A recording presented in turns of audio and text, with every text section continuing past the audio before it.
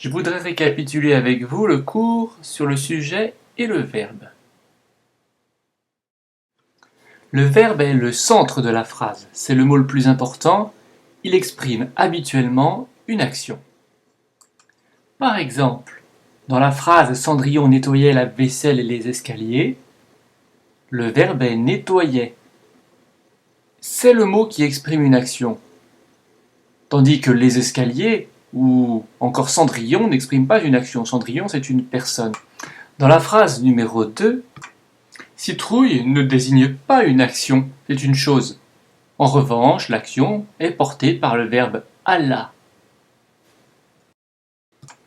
Dans la phrase numéro 3, le fils du roi en tomba amoureux, ce n'est pas amoureux qui porte l'action, puisque c'est une qualité de quelqu'un. C'est tomba. C'est donc bien lui qui est le verbe au centre de la phrase. Maintenant que nous savons repérer un verbe, qui est l'action au centre de la phrase, voyons comment repérer un sujet. Le sujet, c'est celui qui fait l'action dans la phrase. On le trouve généralement grâce à la question « qui est-ce qui ?» Par exemple, dans la première phrase, on peut dire « qui est-ce qui nettoyait la vaisselle et les escaliers ?» On trouve que c'est Cendrillon. Et c'est effectivement bien Cendrillon qui fait l'action de nettoyer. De même, dans la deuxième phrase, c'est bien Cendrillon qui fait l'action d'aller cueillir. Et dans la troisième phrase, c'est le fils du roi qui fait l'action de tomber amoureux.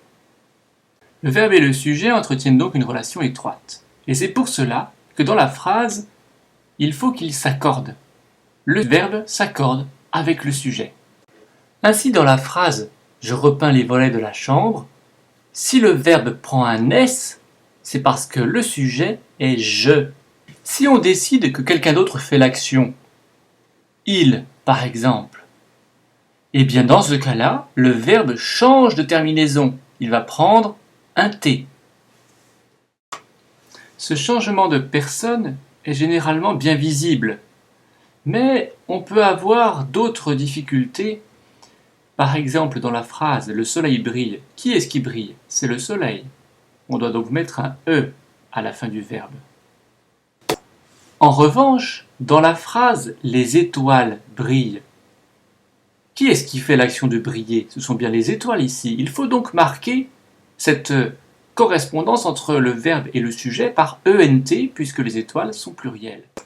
Retenez donc bien les deux petits points que nous venons de voir. Le verbe exprime l'action dans la phrase. Le sujet est celui qui fait cette action. Il faut donc marquer un lien entre les deux. Penser à ce lien pose parfois des difficultés. Par exemple, dans la phrase « Seras-tu une bonne fille ?» Le sujet est-il placé avant le verbe? Non, il est placé après. En effet, si on pose la question « Qui est-ce qui sera une bonne fille ?» on trouve « tu ». Dans le cas d'une question, le sujet est donc placé après le verbe. Dans la deuxième phrase « Cendrillon sera-t-elle là ce soir ?» se demande le prince, il faut également faire attention. En effet, si on pose la question « Qui est-ce qui ?» se demande, eh bien on trouve le prince. C'est lui le sujet, c'est avec lui que doit s'accorder le verbe. Cependant, cette phrase ne pose pas de difficulté. En revanche, la phrase 2 bis, Cendrillon sera-t-elle là ce soir, se demandent les invités du bal, pose un problème. En effet, si on pose la question qui est-ce qui se demande, on trouve les invités du bal. Or, c'est un sujet pluriel. Il faut donc changer la terminaison E en ENT. La phrase numéro 3 va présenter une autre difficulté.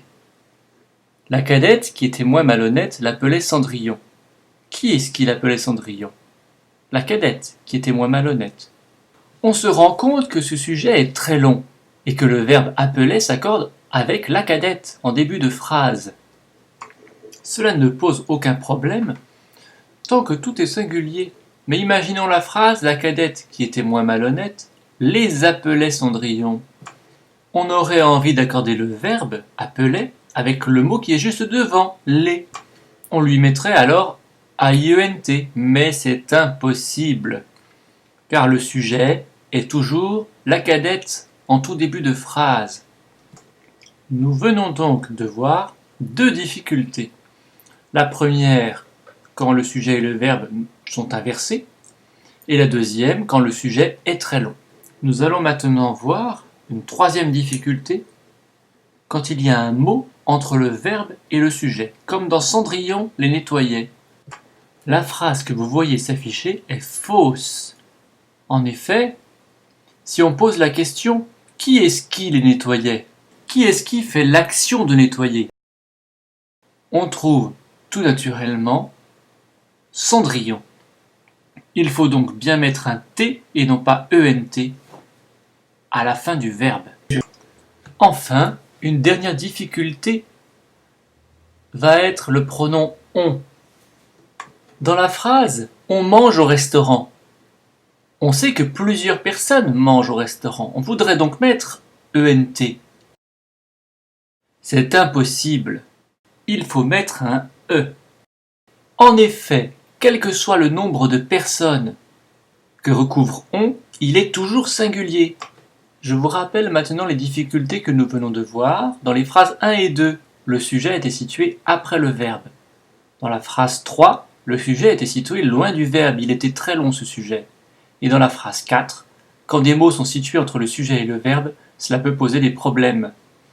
Enfin, dans la phrase 5, le sujet et le pronom on, il reste toujours singulier.